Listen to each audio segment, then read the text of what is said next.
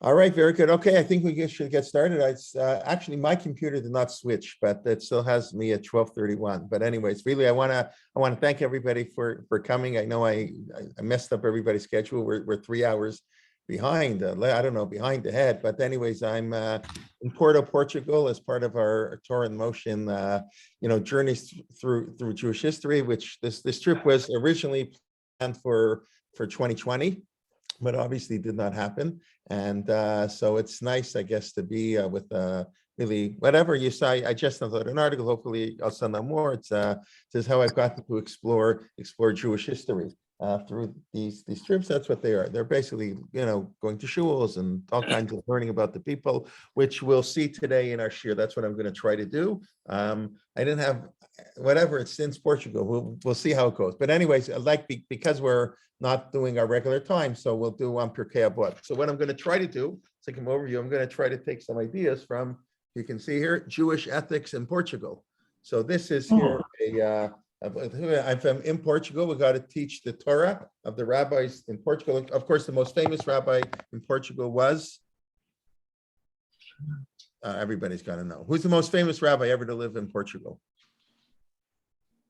Tova. Didn't you learn Jewish history at Barbanel?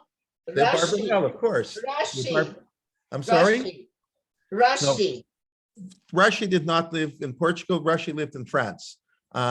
Portugal, the most famous rabbi is the Barbanel, Don Yitzchak Barbanel.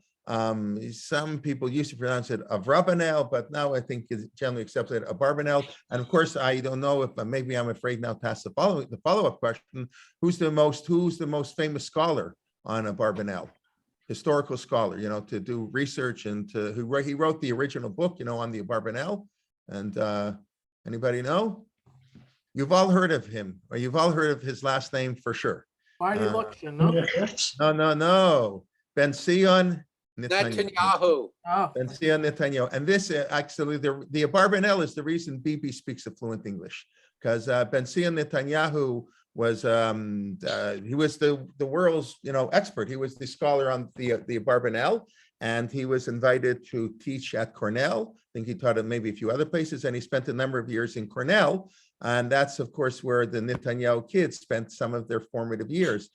I think Bibi was schooled in Ramaz, if I'm not mistaken. And of course, that's where he learned his fluent English. So you see the Barbanel, look at the influence he has in many ways. Eric Lowy, right? I think somebody mentioned Eric Lowy's name. If not, Eric Lowy, those of you who are in Toronto. So Eric Lowy did his PhD on the Barbanel under Isidore Tversky at Harvard. And now he taught here at York University for a number of years with Marty Luxon. But now Eric lives in Jerusalem, and he teaches at Bar-Ilan University. So the Barbanel was born in Lisbon in 1537. The reason perhaps not everybody jumped at the answer is because perhaps people associated him more with Spain, because the Barbanel in the 1480s did move to Spain and became the finance minister. I don't know exactly, that's what we say, the finance minister of Spain. But and of course the reason we all know about the Barbanel is because in 1492 Ferdinand and Isabella offered the Barbanel to stay. He didn't have to convert; he could remain a Jew in Spain. He was, when it comes to money and success, you make exceptions. So Ferdinand and Isabella offered a Barbanel to stay in Spain without, everybody else had to choose, either leave or convert. And of course, the Barbanel went with his fellow Jews. Otherwise, you would have never heard of the Barbanel. Maybe you would have heard of him because the official chief rabbi of Madrid did convert. Hundreds and hundreds of rabbis converted to Christianity. Some converted mamish, really converted to Christianity. They just, beginning in 1391, that was when they had the beginning really of the Catholics putting a lot of pressure. In 1391, thousands of Jews converted to Christianity. There was no Inquisition. They converted, get ahead, life is better. The Inquisition begins only in the 1480s, and 1492 the expulsion order. So some Jews stay behind it, to practice to practice their Judaism, secretly. but most Jews fled, left, and I don't know, many Jews left. And of course, most of them ended up in Portugal, where we are now. And okay, I'm not, just wanted, whatever, well, I'll write about some of that. I don't want to spend the whole class doing a history, but just to know. So this book, which is, I picked up here in the local Jewish, the museum, actually. It's Can you put it up a little bit? Yeah. Now, I don't know if you can read who the publishers are. Yes. Thank you. This is the Chabad Portugal Press. So okay. But and if you notice, if you can see, the right side or the left side's in Portuguese and the right side is in English. This is an English Portuguese commentary on Pirkei Avot. I haven't had a chance yet to read the whole book, but I tried on the bus a little bit to read some of those. So I just want to mention some of the other rabbis who lived here, and then give one or two explanations. He goes through. He doesn't have every Mishnah, but he goes through the Mishnayot in Pirkei Avot, and he discusses explanations given by rabbis in Portugal on Pirkei Avot. So the first one, and this is one of the teachers of the Abarbanel, Rabbi Yosef Chayun. He's the one I just referenced. If anybody saw the article I sent out an hour ago, he was the one who, when he wrote on Pirkei Avot, he said he's sitting at the end of the world. He's sitting at the western edge of the world. Of course, he did not know the world continued. This is pre-Columbus. We're in the middle of the 1400s, in the middle of the 15th century. And he wrote a commentary on Pirkei Avot. It took 100 years to get printed. You have him. You have, of course, the Abarbanel, who wrote, I think it was one of the few books that was actually published in the lifetime of the Abarbanel. Then you have Rav Yosef Yavetz, who was also wrote a commentary on the Abarbanel. He had a tragic life, as many of these people did. They were forced, they were separated from their families. Some had to flee, some were forcibly converted. By the way, in Portugal, I will mention this is something I did not know. Most Jews assume, when were the Jews expelled out of Portugal? Yes, they were never expelled.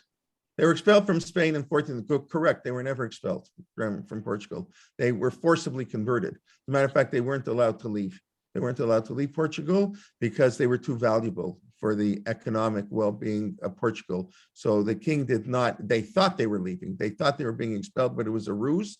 And when they all met, the Jews were ordered to come to Lisbon, to the port. And instead of sending them on boats out of Lisbon, they baptized all of them. They forcibly baptized all the Jews, and the Jews were forced to remain in Portugal. So they didn't have a choice. Right. It's a very different story than Spain, but that's for another time. The history of Portugal and Spain are not at all the same. What happened to the Jews is very different. The Inquisition only arrived in Portugal in 1536. But what does forcibly mean? Would they be executed if they didn't? When they were executed, I guess somebody held your hand. Here, what happens here when they send you to jail? They handcuff you and they take you to jail. You don't have a choice. It's not like you can resist. Like, they forced it. They baptized you. They threw water on you. Plop, plop, plop in the water. I don't exactly know how it was done, but yes, you didn't have a choice. And I assume, it wasn't like, and if you refused, probably, they would probably beat you up. I don't know exactly what happened, but the Jews were forcibly baptized. They were not allowed to leave. I mean, many did escape over the years, but anyways, that's the story there. The other person I will mention is Rav, I think it's Rav Yosef. No, it's not Yosef, but Rav Yitzchak Karo. You probably all recognize the name because you know his famous nephew. Rav Yitzchak Karo, of course, is the uncle of Rav Yosef Karo. And he was, of course, rabbi in Portugal. Rav Yosef Karo, of course, was born in Spain in 1488. I always ask people, how old was Rav Yosef Karo when he left Spain? So, I say he was, so he was 4, of course, because he was born in 1488. Family was expelled in 1492. They end up in Turkey, where many of the Jews do end up. The Ottoman Empire warmly welcomed Jews because, like Portugal, They knew Jews were very valuable economically to the country, and the Jews were welcome. And we know in the 16th century, I think Constantinople had the largest Jewish community in the world, if I'm not mistaken, was in Turkey in the 16th century. A few of them then trickled into Israel, into Tzfat mainly. That's where you have the revival of Smicha and the whole relatively short-lived experiment of Jewish life in the land of Israel. Okay, so just let me start with a couple of the explanations. Pirkei Avot, I think, okay, one class, what should I do? Of course, those who remember, we were doing Pirkei Avot last summer, the summer before we got up to we're in the middle of the fifth parak. I haven't forgotten, maybe one day we'll continue, but I'm not going to go back to where we left off, which was Mishnah Gimel in the fifth parak. But I'll start here with just one of the comments they have here in the book, quoting these Portuguese Talmidei Chachamim who lived here, and some of the comments they say. So we'll start with something given by the Abarbanel, Don Yitzchak Abarbanel, and that is Moshe Kibel Torah Misina Masar Yeshua L'Skenim L'Bim, the first Mishnah, and then the Mishnayot switch. Antignos Isocho Kibel Mehem Kibel Mishiman Hatzadik. He received, and then I've spoken about this a long time ago, that the first two chapters of Pirkei Avot is the first two chapters of Pirkei Avot is a distillation, or I don't know if that's the right word. It's a marking of how our tradition was handed down from generation to generation. Moshe to Yoshua, to the Skenim, to the Nevi'im, Anshe Knesset Agdola, Antignos Yisoko, Shimon Hatzadik, the 5 pairs of Zugot, ending with Hillel and Shammai, then the Tanaim, that Rabban Gamliel is mixed actually, but Rabbi Shimon ben Gamliel, and ending at Rabbi Yehuda HaNasi and his son. The Mishnah quotes Rabbi Yehuda HaNasi and his son, Rabban Gamliel. And in many ways I've said, Pirkei Avot, it's almost less important what these rabbis say than that they said it. In other words, the first two chapters in Pirkei Avot are teaching the importance of transmitting our heritage from one generation. What they happen to say, okay, is very nice, but the Mishnah, every generation, he received it from him. He received the tradition from him. In the third parak of Pirkei Avot, that changes. I mentioned, I quickly mentioned, if you take a look in your Mishnah, if you have a Pirkei Avot open, so if you look in the Mishnah, all through from Mishnah Gimel on, Antignos Yissocho Kibel Mishimon Hatzadik, Yossi ben Yoezer v'Yosei ben Yochanan Kiblu Mehem. Then the next, look, each Zugot is 2 Mishnayot. Yoshua ben Prachya ben Nita Barli Kiblu Mehem. Yehuda ben Tavai v'Shimon ben Shetach Kiblu Mehem, received the tradition from him. Shmaya v'Avtalyon Kiblu Mehem. Hillel v'Shammai Kiblu Mehem. And that each one received our tradition. And then when it gets to the period of the Hillel and Shammai die about 50 years before the destruction of the Second Temple, or just the turn of the millennium. The temple is still standing when they throughout their whole life.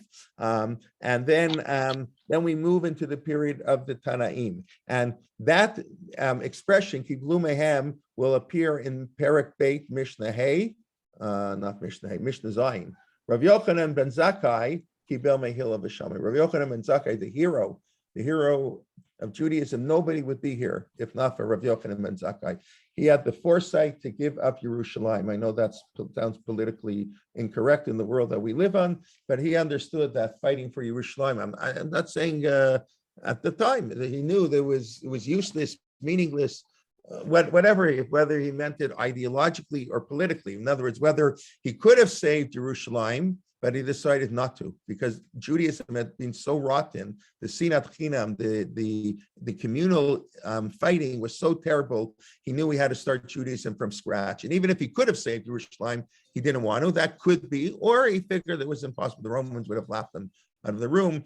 Who knows if this whole thing is historically accurate? But you think Vespasian actually told Rav Yochanan that he would tell him, to get 3 wishes? I don't know, but it's the way the rabbis understand the period. And of course, the rabbis are critical of Rabbi Yochanan ben Zakkai. They quote the Rabbi Akiva, the generations after Rabbi Akiva, of course, who fought.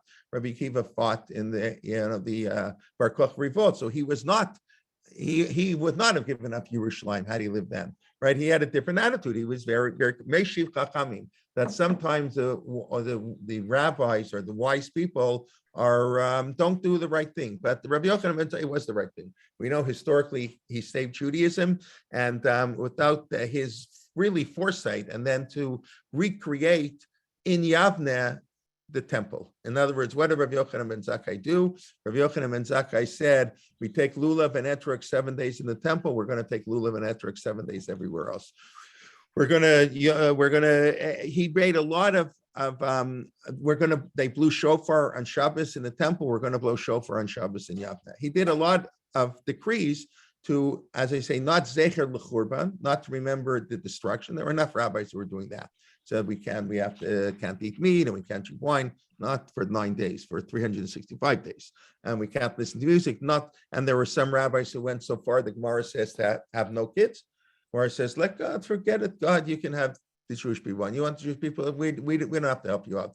That the Gemara, it's an astounding Gemara. If you don't believe me, and I wouldn't believe me either, I didn't have time to prepare the sources in advance, but if you don't look at Baba Batra 60b, and you'll see the rabbis who suggested that we stop having kids.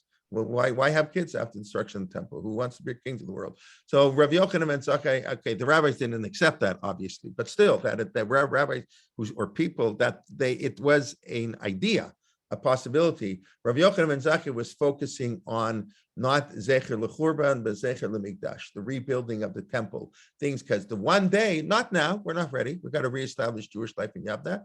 I don't think he thought it would take 2,000 years till we came back, but whatever. And once Jewish life is, is strong, we're gonna have the glory of the temple. And of course, that's what the rabbis did. They converted our Beit Knesset, is known as a Mikdash Ma'at, and our home has a Mikdash Ma'at. Why do we pour salt on the challah tonight when you make a motzi? Because in the Beit HaMikdash, they poured salt on every korban. You weren't allowed to bring a sacrifice without salt. So our bread is like our sacrifice, our korban shlamim, our peace offering, and you have to have salt. So we've recreated the temple. That was the brilliance of rabbinic Judaism, to allow, that's what allowed Judaism to survive. And the Sadducees didn't survive, and the Essenes didn't survive, and other sects of Judaism didn't survive because they didn't know how to adapt. They were still living in the pre-temple days. You can't do like that. Things change. You have to adapt. We have a modern state of Israel. Halacha can't stay the same. It's not for now to discuss how it should change in what ways, but we're not living in the shtetl in Europe anymore. When you have a whole state, can't rely on the Shabbos goys anymore. It's a whole different. How do you run an economy? We can't rely on the goyim to run the economy. We have to run the economy and the social welfare system. When there are major changes in Jewish life, major things have to happen. The other, there's Rabbi Yochanan ben Zakkai, and 150 years later, Rabbi Yehuda Hanassi, who puts down the Mishnah. That was Rabbi Yehuda Hanassi wasn't allowed to do that. That was a violation of Jewish law. You're not allowed to write the oral law. That's a biblical prohibition. So how did he do it? He quoted a pasuk in Tehillim, Eit lasot Hashem, efer Torah. Sometimes you have to tell God, we're sorry. The only way to keep the Torah is to annul the Torah. If you want us to keep the rest of it, we're going to have to break some of the Torah. Again, it's not for me and you to decide how we apply that, but the leaders of the generation have to know that sometimes you have to break the laws of the Torah. So that's what the Gemara, Eit lasot Hashem, there's a time back for God. Had they not written down the oral Torah, we also wouldn't be here. So you need, in every generation, you needed people to keep us alive. Without Rabbi Yochanan ben Zakkai, without Rabbi Yehuda Hanassi, who made very bold and controversial decision. I am sure that when Rabbi Yehuda Hanassi decided to write down the Mishnah, there were rabbis yelling and screaming at him. They were, he's an apikaris, a heretic, a reformer. What can he do? This is terrible. How can you write down the oral law? But he understood. And of course, history has proven him correct. But what's interesting is what's missing is I skipped from Hillel and Shammai to the second parak. Rabban Gamliel, hold on. After Shammai, Rabban Gamliel, Shimon Beno, Rav Shimon Gamliel. There's no kibbel mehum. There's no kibblu mehem. They didn't receive our tradition, and that has to do with, without getting into to fully develop it, but basically the idea that the Torah, the time of Hillel and Shammai, at least according to one Gemara, Sanhedrin 88b, 88b, in Sanhedrin. The Gemara says that it's terrible. All the debates between Hillel and Shammai, that's a terrible thing. And it happened because the Talmidim lo shimshu kol tzorcham. They didn't serve their teachers well enough. They didn't pay attention 100%. They were, checking their Facebook page and and texting in the middle of the shiur. So they missed something here and there. So lo shimshu, they didn't serve their teachers 100% properly. Naset Torah. Kishtei Torah. The Torah came into two Torah. There is very critical. That's very different from the Gemara in Eruvin that says Elu ve'elu divrei Elohim chayim. These and those are the words of the living God. That's a more famous piece. That both Hillel and Shammai, they're both correct. Their Torah is gray and they're both right. We just follow Hillel, but they're both divrei Elohim chayim. That's very different from the Gemara in Sanhedrin that the Torah became like two, and that's what seems to be happening here. The tradition passed only to Rabbi Yochanan ben Zakkai, and then it stops. We never have people Mehem after them, and he's the student of Hillel. But Rabbi Gamliel, Rabbi Shimon Gamliel, none of these people they somehow did not get the full tradition. The tradition was lost a little bit, and that's probably why Rabbi Yehuda Nasi had to write it down, because then it would have been lost completely. So we lost part of our tradition in the generations after Hillel and Shammai.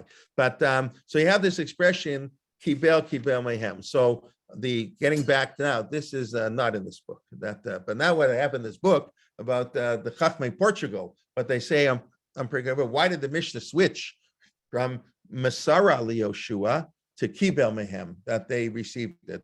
So he quotes here the Barbanel that because the Anshe Knesset Agdola, one of the three things they taught was Hamidu Talmidim Harbe, have lots of students.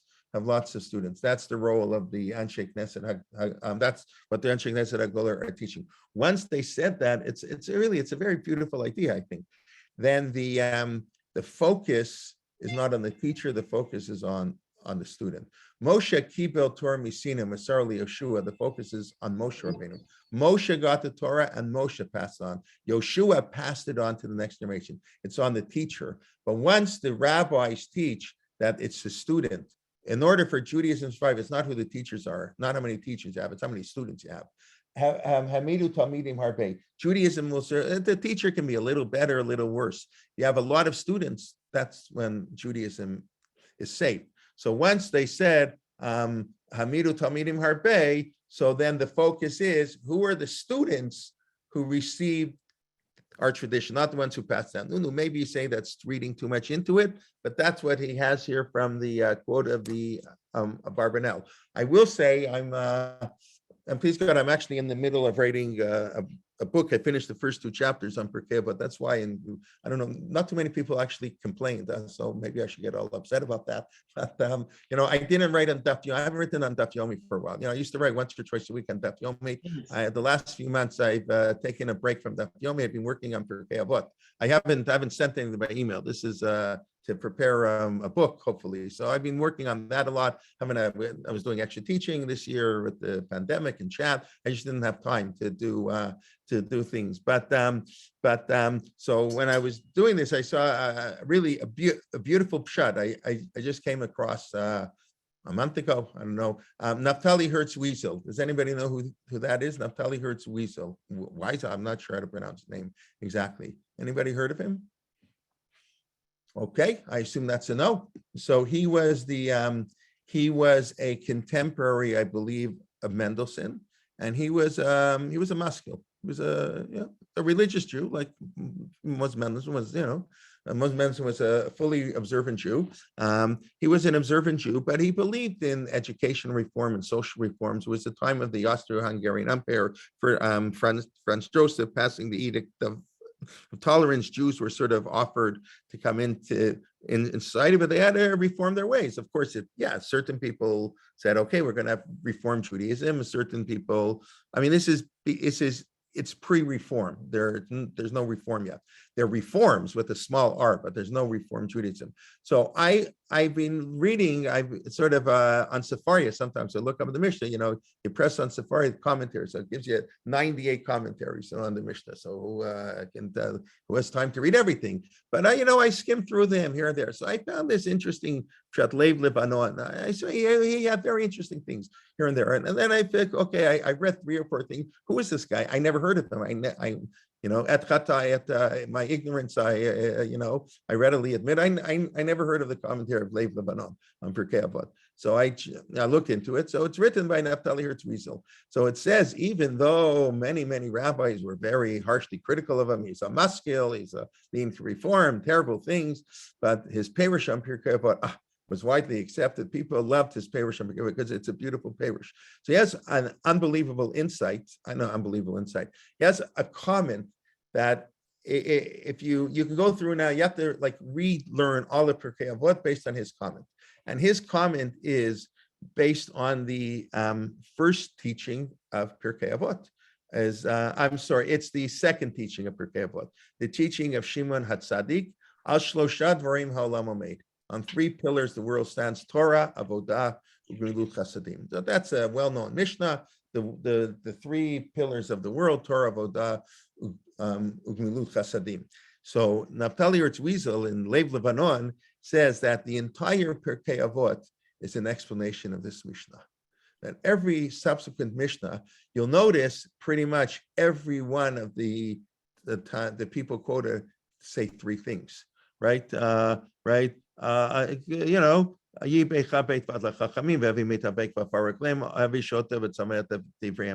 says 3 things.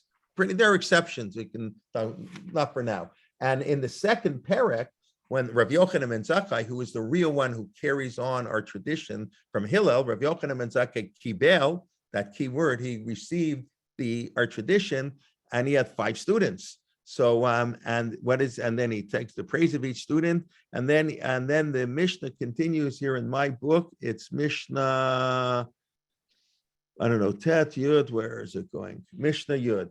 Heim Amru Shlosha Dvarim. They said three things. So the Lev Lebanon explained that's what Pirkei Avot is all about.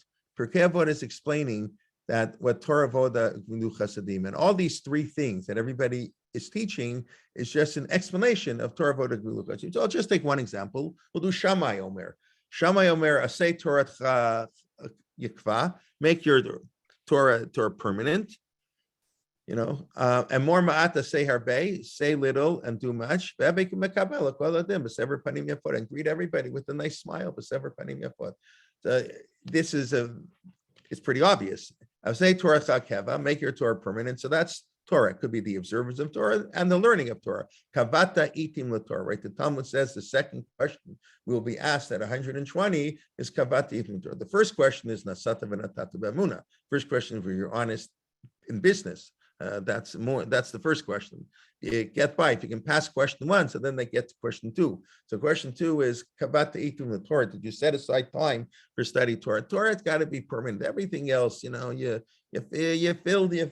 to Portugal, okay, that's like on the side. But what counts? We're here to Portugal to learn Torah. To experience Torah. But I'm saying asay Torah got to be permanent. So that's an explanation of Torah. And more ma'atva say harbe. Okay, having mekabel kolam sever panim yafot. That's obvious. That is gemilut chasadim.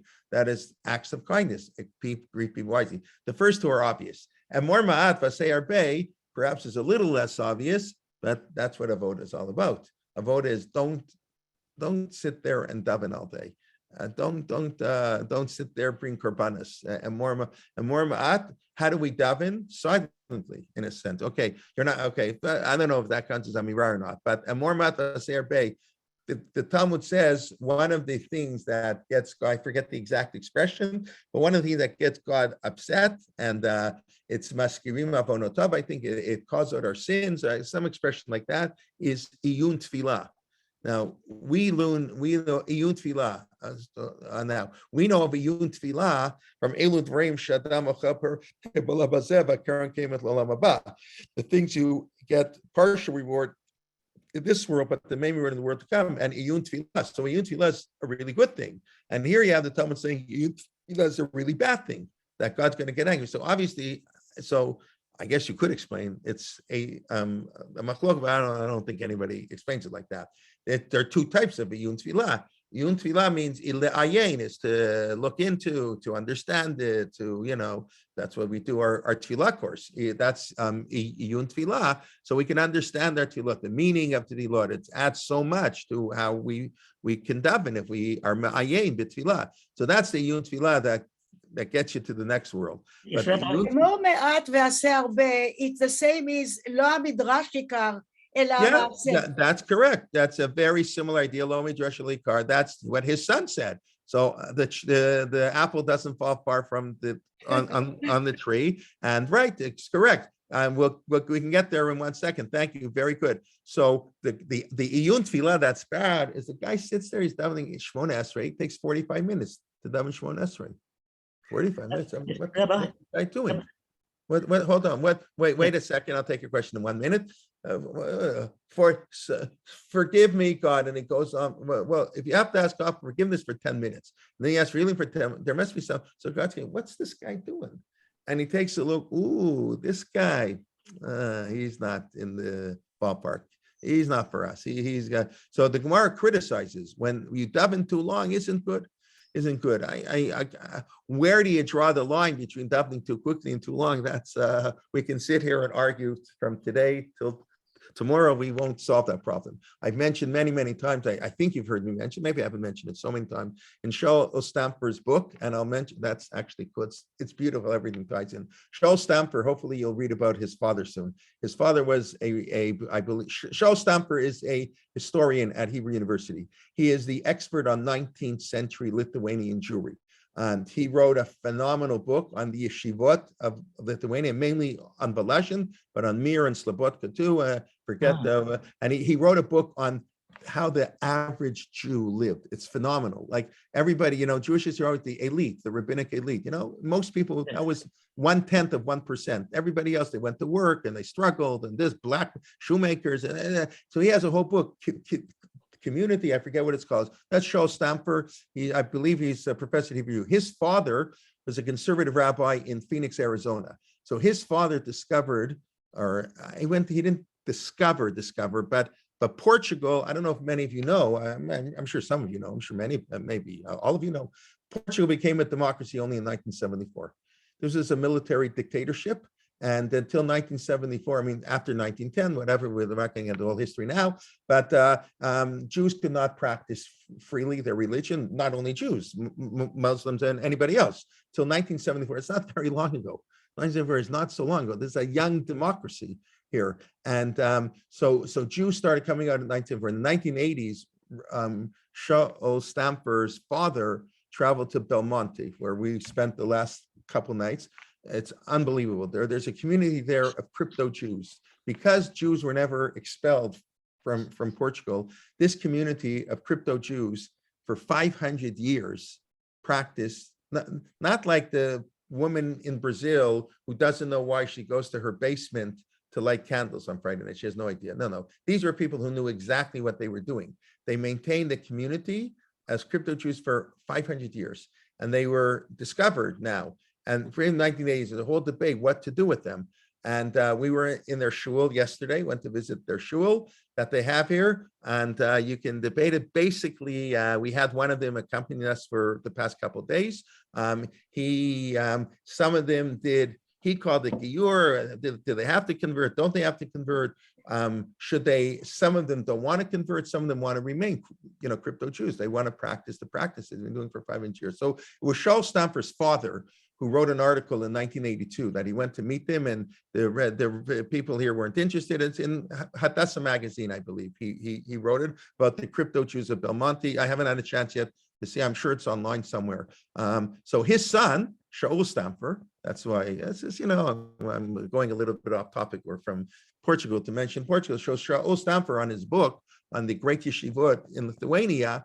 So he mentions there in Volozhin, I've mentioned this before, Shachri took on average 20 minutes. 20 minutes. You know why? They weren't interested in davening. They're learning. Learning and davening are, this Rav Soloveitchik beautifully discusses, learning and davening are contradictory mitzvah. They're in tension with each other, not just in terms of time, but in ideology. davening is, as Rav Soloveitchik so beautifully explains, learning. He gave a whole 2-hour shir about this. I'll summarize in 1 minute. Awfully, nowhere near as good. You have to listen to it. Online, beautiful. Rav Soloveitchik explained, davening, only children can daven. Davening is total dependence on God. Why do we pray? Because I'm needy. God has to heal us. God has to grant us wisdom. God has to give us wealth. God has to bring peace. Everything is God. We're humans are nobody. We're like animals. We can't do anything. Davening is total dependence on God. Somebody who doesn't have needs, the Ramban says, if you don't feel need, you don't daven. That's you only daven if you have needs. Davening is about total dependence of man, and learning is about the total independence of man. That we argue and we analyze and we debate, and who cares what your Rebbe says? If you think differently, you're going to say what you say. The ideology of learning and davening are in conflict with each other. It's very hard to excel at both. So the Hasidic world focused on davening, and the Lithuanian world focused on learning. So yeshiva boys, today maybe things are all different. We live in things are, but the yeshiva, they get davening after davening, it says in the Shulchan Aruch, like I'm the religious Jew. So chick-chock. That's why, as I'm sure you know, in yeshivot, they say Hecha Kedusha, right, at Mincha. I don't know, I believe they still do that in the Lakewood Kollel in Toronto. I once davened their Mincha. Now, the Hecha Kedusha in the Lakewood Kollel took longer than the Chazar Shuts in a normal shul, but okay. But still, they do a Hecha Kedusha means the Chazan only says Shemona Esrei because up till the Kedusha, he doesn't repeat the Shemona Esrei because that was repeated for people who didn't know how to pray. They could answer me, who in yeshiva doesn't know how to pray? We all know how to pray. That's just a waste of time. They would only daven till Mikol Tuv. They only say Birkat Hamazon till Mikol Tuv L'Olam Al Yichasreinu. They didn't say all the Harachmans. That's not part of the original benching. They wanted to learn. Don't bother me with davening. I mean, I obviously it's not as black and white as I make it see, and obviously people did believe, but in the classic learning yeshiva, they didn't go for davening. That wasn't their focus, and their focus wasn't Musar. The whole Musar controversy, right? When Rav Yisrael Salanter tried to introduce people should learn about ethics, should learn to ethical improvement. There was a huge debate. The classical yeshivas were opposed. I don't know where the phone's ringing here, but okay, was a huge debate, and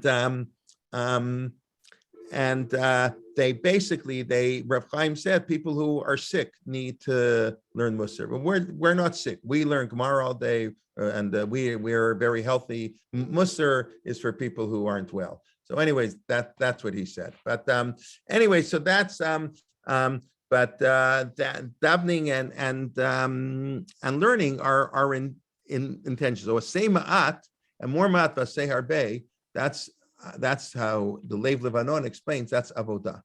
We worship God. You don't have to say so much to worship God. Worship of God is expressed not through long tefillot necessarily. It's how we translate those tefillot into action. How it motivates it. But that's what he says. The entire Pirkei Avot is an explanation. I have to check if it means the entire Pirkei Avot or just the first 2 chapters. I think it meant the entire Pirkei Avot is an explanation which makes a lot of sense. Al shloshad v'reim ha'olam hamei. We set up at the beginning of Pirkei Avot. There's a 3-pronged pillar to this world: Torah, Avodah, Ugmilu Chasadim, and then the rest of Pirkei Avot is just an explanation of that Mishnah. Okay, Ruchama, you were just saying that Shimon Beno, right? So his son. It's actually his. It's not. It's very interesting. No. This is not related to Shammai. This is Hillel's descendants, right? The Masorah, Rabban Gamliel, Rav Shimon ben Gamliel, Rabban Gamliel of Yavne, Rav Shimon ben Gamliel II, Rav Yehuda Nasi. That's all father son, right? I don't know if people are aware of that, right? Yeah. The first Nasi, like Hillel, becomes the Nasi because they didn't know if they could bring the Korban Pesach on Shabbos. So whether he became the Nasi of the Jewish people when he answered that question, the Bnei B'Teira resigned. They said, "Wow, Hillel's a much greater rabbi than we are. Why are we the leaders?" It's an amazing thing, right? The rabbi resigns. It's like Rav Amital, when he offered Rav Lichtenstein the position at Yeshivat Har Etzion, and Rav Amital was the founding Rosh Yeshiva, and he invited Rav Lichtenstein because he wanted the greatest of the Talmudic scholars in the world. And Rav Amital said, I don't, I'm nowhere near, I'm a nobody compared to Rav Lichtenstein. So he invited Rav, you imagine he's the Rosh Yeshiva, and he invites Rav Lichtenstein. I will not be Rosh Yeshiva. You're going to be the Rosh Yeshiva. Oh, I can teach here. I'll do other stuff. And Rav Lichtenstein accepted the job only on condition that Rav Amital become the co-Rosh Yeshiva. No, God forbid he should resign as the Rosh Yeshiva. That's amazing. Doesn't always happen like that. Let's just put it that way. It's interesting that he adds, not only לא המדרש העיקר אלא המעשה, but he adds, כל המרבה דברים מביא חטא. Yeah, for sure. Kol hamosif goreya, that's by Chava talking too much. And more mapa say right, because that's actually good. I don't really think of that, right? Then when Chava, the snake God told Chava, don't eat from the fruit. But Chava told the snake, I can't touch the tree. So the Medrash says the snake pushed her against the tree. You see, touch it, nothing happened, you can eat it. The word says, Kol hamosif goreya. Yeah, when God says A, it's A. God doesn't say A and B. You want to add a stricture, you want to be more careful, you have to say that's not what God said. The Rambam writes, a Jew who says, for example, Chalav Yisrael, right, that you have to observe Chalav Yisrael is to keep kosher. A Jew who says that violates the prohibition of the Torah, Bal Tosif. There's a mitzvah in the Torah, you're not allowed to add to the Torah. Can't add to the Torah. The rabbis have the right to protect the Torah, to add a rabbinic law, but they have to make it clear it's a rabbinic law. It's not Torah law. And we have to treat it differently. When we're in doubt on a biblical law, we're strict. We're in doubt on rabbinic law, we're lenient. You're not allowed to pretend the rabbinic law is a biblical law. You can't say that. So you call him Osif Goreya. You're not allowed to add to the Torah. And by being super from, you want, or whatever the word, then that's only acceptable if you're very clear that my extra piety is rabbinic. It came up on the bus yesterday. Mark mentioned the old line. I don't know if people know it. The word from, we use it today as a compliment, but the word from historically was always an insult. The expression was, and I don't know any Yiddish, but the expression was, a galach is from, a Jew is ehrlich, right? A priest is from.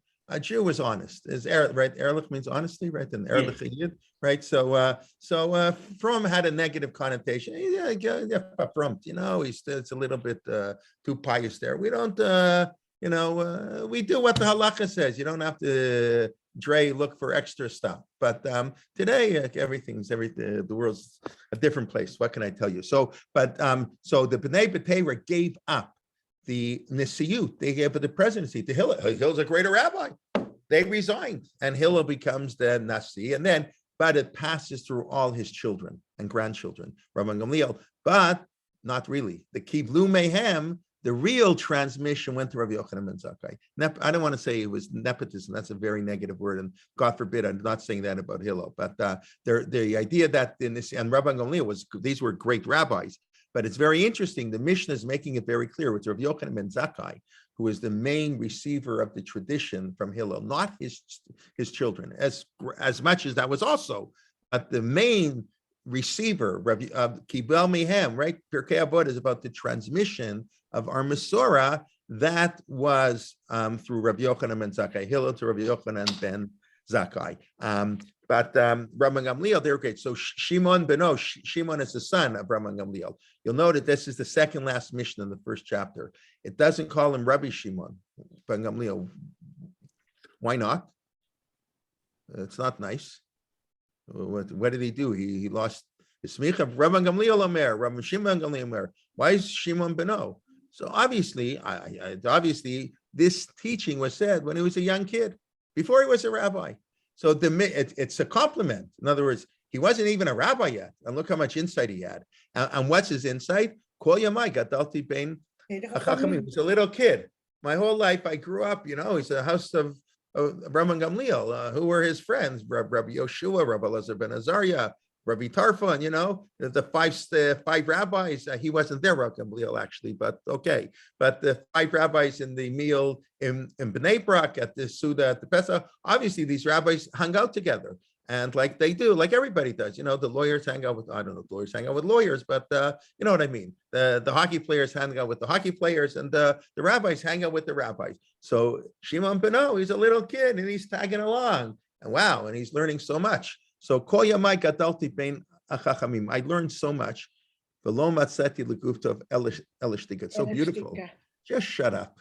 That's what he said. He's telling himself, you want to learn? Keep your mouth shut. He's sitting there. He's a young kid. And these great rabbis are in his house all the time.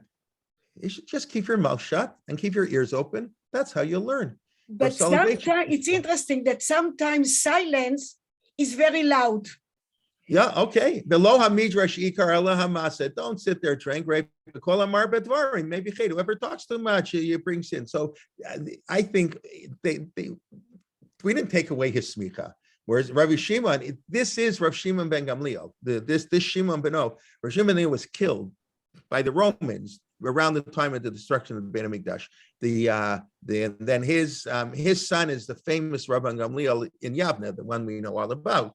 And with Rabbi Yeshua, the one in Yavne, and then his son is Rav Shimon ben Gamliel. Again, that time, by then, the Sanhedrin is up north, in Ushas and other places up north. And then his son is Rabbi Yehuda Hanasi, the editor of the Mishnah. And his son, Perek Beit Mishnah Beit, is again Rabbi Gamliel ben Osher, Rabbi Yehuda Hanasi, and that's the last chronological Mishnah in Perkei Avot.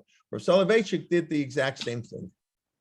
Rabbi Soloveitchik describes, Rabbi Soloveitchik often writes about, his memories of growing up. So he describes, when being in the house, his father would have students come over and learn, and he would sit on, it would be late at night, he would be put to bed, and he would sit, but he didn't want to go to bed. He would sit on the edge of the bed listening to his father teach, and that's to teach the student. It was probably 8, 9, I don't know how old he was.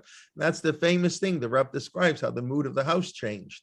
How the Rav describes his father as the Briskers, the Soloveitchiks, the great defenders of the Rambam. That's they made the Rambam, turned the Rambam into a commentary on the Talmud. So the Rav describes how the Rambam would say something and everybody would attack the Rambam. Everybody said the Rambam's this, everybody's upset at the Rambam. And my father, he would defend the Rambam. He would always defend the Rambam, don't worry. And then sometimes he couldn't defend the Rambam. He couldn't find them. And there would be sadness in the house. There'd be sadness. And Rav Soloveitchik would go over to his mother and say, oh, it's so sad here. Everybody's attacked the Rambam. There's no defense. And his mother, what the Rav describes, his mother would tell him, don't worry, Daddy, whatever the tata, I don't know, whatever expression they used, we'll find a solution. And if not, maybe one day you will. That's the beautiful story the Rav tells, how those are his bedtime stories, not Curious George, by the way. Just why did I mention Curious George? Because we were at a museum yesterday. The author of Curious George was rescued by one of the diplomats here in Portugal. We'll talk about that. 30,000 Jews passed through Portugal in World War II. Not one Jew was deported from Portugal. Portugal was totally neutral. It was a military dictatorship, but Portugal was totally neutral during the war. No Jew was deported from Portugal. 30,000 people passed through here. They were all saved. The Lubavitcher Rebbe is one of the people who passed through. So one of the people who passed through, I think, are the parents of the author of Curious George. I don't know, I forget what's the name of the author of Curious George. Didn't you read that to your kids? Bedtime stories? No, Curious George. Ray, wasn't it George Ray? Yeah, Ray. Sorry, Ray. R-E-Y. R-E-Y. So okay, I didn't know he was Jewish. Anyway, but that's I don't know why was I saying that, but yeah. So those are the bedtime stories of the Rav, not Curious George, but or Dr. Seuss, the Cat in the Hat, and whatever. They're nice stories. The Cat in the Hat's cool, like nothing wrong with the Cat in the Hat. But if you're a Soloveitchik, super genius. So he went to bed with on the Rambam story. He would the parents sent him to bed, but he refused to go to bed. I imagine it was a very small house. They were very poor. The Soloveitchiks were extremely poor, and they really were poor. So whatever, they didn't. The communities always didn't always treat the rabbis as they should. Okay, not ein chadash tachat hashemesh. Okay, let's just say one more. I see it's getting late. Let me just do one more idea from the rabbis in Pirkei Avot. This is from Rav Yitzchak Karo, as I mentioned, the uncle of Rav Yosef Karo, the author of the Shulchan Aruch, on Heve Mitunim Bedin. The first teaching of the Anshe Knesset Hagdolah, they normally try to be deliberate in judgment, be very slow. So I just very quickly go through. Rav Yitzchak Karo says this applies in 5 ways. He says number one is when you appoint a judge. You have to be very slow. I don't have to tell you what goes on everywhere, but in the United States, appointing Supreme Court justices, how unfortunately political it's become. But you have to be very careful. The people who appoint judges that's a tremendous responsibility. That's probably the greatest responsibility a president of the United States has. In Canada, it's even more opaque, but it's not as political, I don't know, correct me if I'm wrong. Canada, the prime minister, I think, decides, but they don't even have to pass it through parliament. I don't know, it's just I don't exactly know how it even works here, how the system works, but it seems to work relatively well here. But having been be very, very careful and how you appoint and who you appoint. We don't have people who are qualified to be judges anymore. You read the Rambam, the qualifications for judges. I'll tell you the old joke. It says in the Torah, the Gitro describes, the Moshe Rabbeinu. One of the requirements of a judge is he's sonei betza. He hates money. He doesn't, money doesn't, obviously, because if he's big into money, you can bribe him and, etc. So they said, where are you going to find somebody who doesn't like money? Anybody who doesn't like money? He says, no, for money, you can find anybody. You pay enough, you'll find anybody. Okay. I'm sorry, it was a bad joke, but I thought it was worth saying. Okay. Anyway, so heavy mitunim bedin is not just on the judges, going on the people who appoint the judge. Then he says it goes on the judges themselves. Just because they appoint you doesn't mean you should accept. When they ask you to daven, you have to know yourself. This is probably the hardest thing, is for, I guess, in the upper, in the sort of, the Rosh Yeshiva world, whatever, in the rabbi world, you have to know if you're worthy. Al-Chait, there are two al-chaits. Sometimes we think we're greater than we are, but sometimes we think we are lesser than we are. That can be even a worse sin, to sell yourself short, to say that, no, I'm not good enough. That's Tisha B'Av. Rav Zachariah ben Avkulis destroyed the temple because he was too modest. That's we don't have time now to get into it, but Gemara in Gittin, the famous story of Kamsa and Bar Kamsa ends with the notion that that because of the modesty, in other words, he refused to act. They knew what Bar Kamsa was doing. They knew what he was up to, and they could have killed him. A Rodev, he's going to out to destroy the Jewish community, and they were going to do that, and they were going to, first they were going to offer the sacrifice that the Romans had sent, that he put a little bit of a blemish on it. They said, no, for the peace with the king, we got to send it. Rav Zachariah ben Avkulis said, no, we can't do it. He was too mad. You looked in the Shulchan Aruch, Rav Yosef Karo's, Yitzchak Karo's nephew, you look in the Shulchan Aruch, you're not allowed to do that. He didn't know, Eit Lasot Hashem, there's a time to act. Sometimes the rabbis, you underestimate your ability. That's also a terrible sin. It's more common that people overestimate, I think, than underestimate, but that's what he says. Having mitunim bedin is the judge himself has to give proper assessment, self-assessment. It's very, very difficult to do. You need to ask people to help you assess yourself. When Adam Karav, nobody can properly assess themselves. We need people, because it's a famous story. The Vilna Gaon went to the Maggid of Dubna. Tell me what I'm doing wrong. The Vilna Gaon, I don't know, you need other people. You want to do Tshuva on Yom Kippur, don't think about what you do wrong, but then go to your neighbor and ask them what you do wrong. I don't know if they'll be honest with you, but that's they should be. That's what a chaver tov, and later in Pirkei Avot, Rabbi Yochanan ben Zakkai, one of his, a chaver tov is the most important thing. One of his 5 students, I forget which one, a chaver tov, and the rabbis explain a chaver tov means one who will offer you criticism. He will give you musar what you're doing wrong. That's a chaver tov. But that's most people don't want to be such a friend. And then, of course, the classic way that I think is generally understood, the judge has to take his time, has to analyze every case. One nuance of difference, the whole case can turn on a little change. So you got to be very careful about all that. So you have to be very heavy matum bedin. And then very interesting is on the plaintiffs. that don't go to court. Be very deliberate. Don't go fighting in court. Try to solve it out of court. So that's very interesting. Which the Gemara says, right? Always solve, compromise. Pshara, take your time. And the fifth thing he said, which is kind of interesting. He says the last one is the court reporter. That's how he writes it here in English. And what he says in Portuguese, I don't know. He says Directiva para o eleitor do tribunal.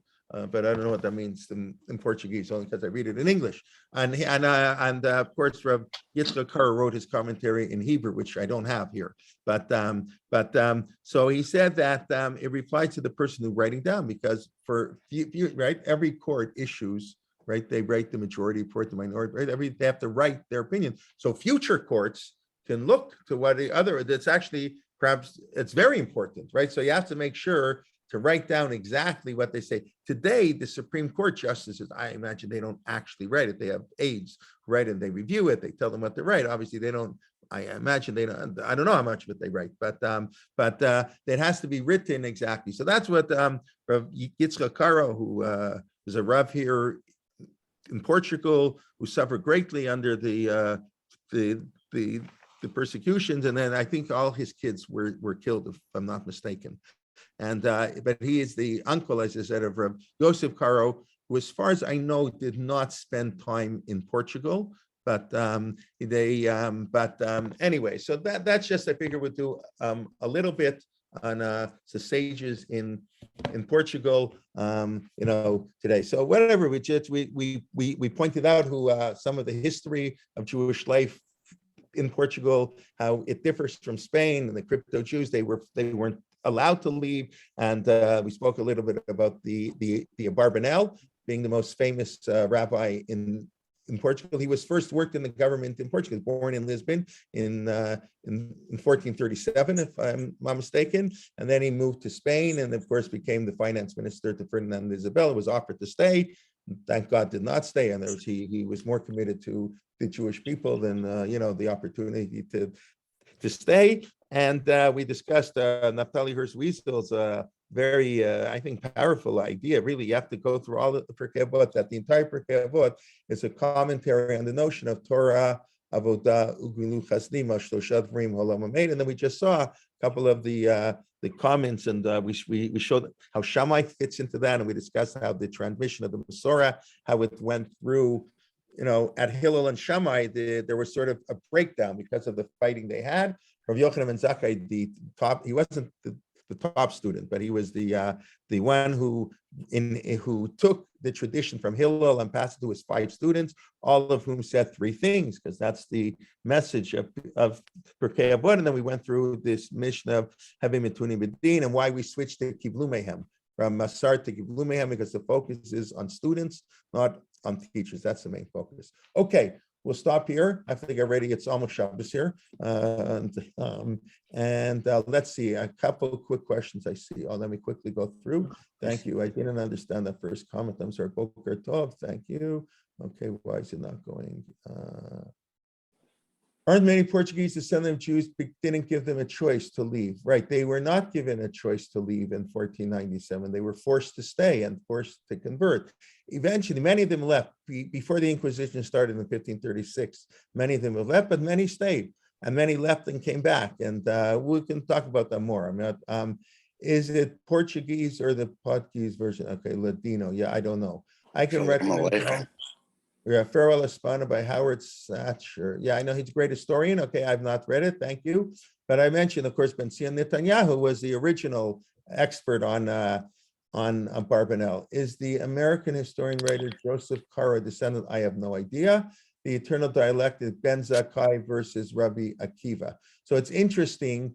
Ben Zakkai is mentioned once in the Mishnah, Ben Zakkai in Sanhedrin. That's the only time that I can think of off the top of my head. Maybe there is another time, but it's not. That's when Ben Zakkai would check like the olive branches or the trees to get somebody off of a case. He would ask all kinds of questions till the 2 witnesses would give a different answer. Wow, he's responding to my comments. He's amazing. Right. No, but Rabbi Akiva is so often in the Gemara referred to as Akiva. It's very funny. You'll notice that if you read Gemara, his sages Akiva, like Akiva Nikamtanu. It's like, he came to Judaism late, at the age of 40. It seems like they sort of have this, like, I don't know, paternal relation to him, even though he was perhaps greater than all of them. But, Akiva, they sort of, it's very fascinating how Rabbi Yochanan Zakkai is pretty much always Rabbi Yochanan Zakkai, but Rabbi Akiva is not. Okay, what is the source? Someone asked me privately that the oral Torah can't be written down. It's a pasuk in Chumash, in Parshat, the end of Parshat Mishpatim. The Torah says, I don't have a Chumash in front of me, Tav Lachat at B'Sefer, write this down.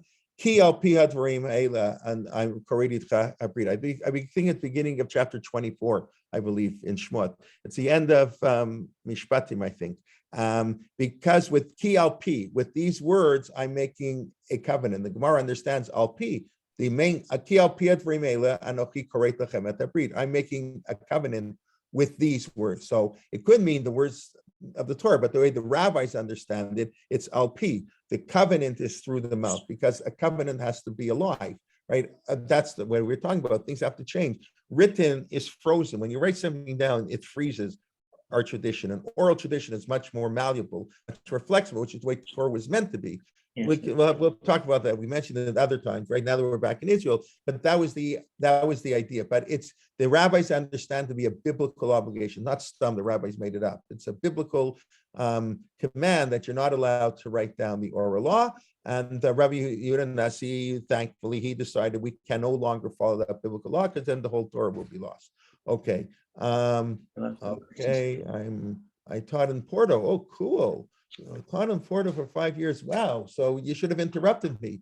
The history of the crypto Jews in Portugal, the attitude of traditional Jews, very good. Belmonte is beautiful, absolutely beautiful, correct. They used to make a very fine kosher red wine. Yes, Porto wine, port wine. Yes. They also make outstanding kosher version of local cheese. Yeah, the fruit here is amazing. It's really beautiful. I don't want to say it now, maybe when I'm being recorded, but I look outside, I feel in many ways like I'm in Israel. The hills, the views, the antique, the rocks, the stones. Interesting. We'll have to go to Portugal, Beth. I'm sorry? The one that we canceled to. Yeah. Okay, but anyways, yes, thank you. So I would like to hear next week, maybe, if you can talk about your experience teaching here for 5-6 years. What did you teach in Porto? You want to say? Oh, that's amazing. You taught in Porto. I'd like to know more. Okay, great. Learning from, okay. No, not a military dictatorship. Salazar dictatorship, right? They had both. Okay, which that's correct. 1960 till 74, right? That's what we said. There was a military dictatorship. There was Portugal became a republic in 1910, but that only lasted until 1940, correct? And then Salazar took over. He was neutral. He was that's his right. Okay, very, very good, correct. Accused of fascism, but he was a reactionary right winger. Some say he was too. Okay, very excellent. From a Jewish family, but this is mostly conjecture. That I did not hear.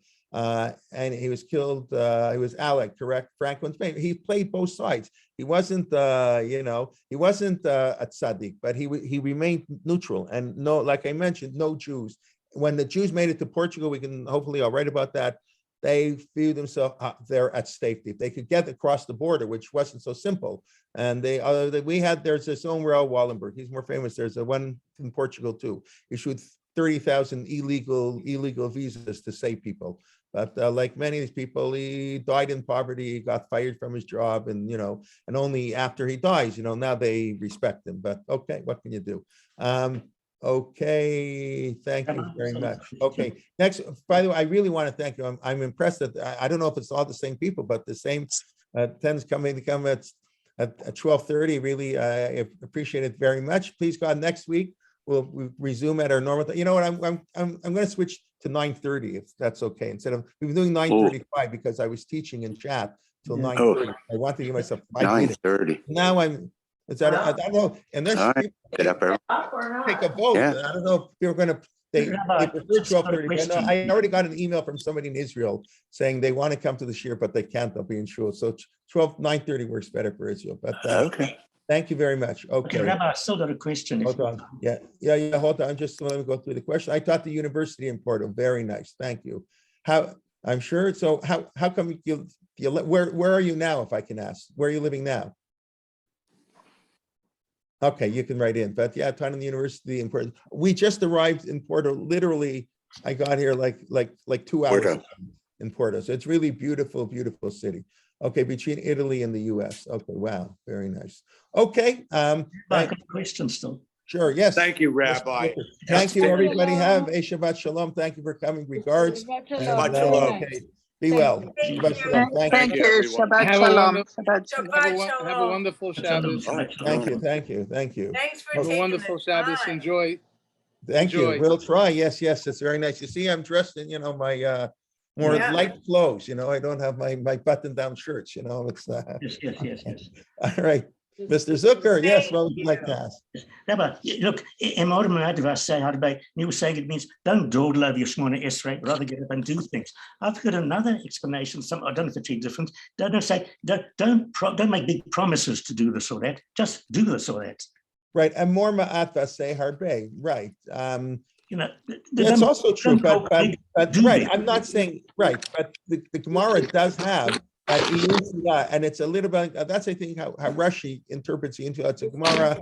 I forget now offhand exactly where that Gemara is. I think it's in Brachot 34, but I have to double check where the Gemara is critical of people who do iyun tefillah, and it's and one of the explanations is they're taking too long. Well, they're davening so long. There must be something about this person. Why is he davening so long? Sometimes you just want to. By the way, you have a debate. I forget who, one of the Hasidic Rebbeim used to say al chet very quickly, and some people 10 minutes al chet. Like this, and then you think of 100 things you did for. No, we want to get through the al chet really quick. Nah, a little sin here, a little sin there. You don't want to dwell on our sins. So that's a fascinating thing. If you do al chet really quickly or al chet really slowly, it's the same type of idea. Sometimes don't love it so much. Yeah, what can I tell you? What's okay. All right. Thank you, everybody. I'm going to get ready here. And okay, Shabbat Shalom. And please God, we'll see you all next week at our regular time back on the Siddur. And okay. Laila Tov. Okay, well. Shalom. Enjoy the rest of Portugal. Yeah. Thank you. Yes. Please God. Okay, very good. Bye-bye. Shabbat Shalom.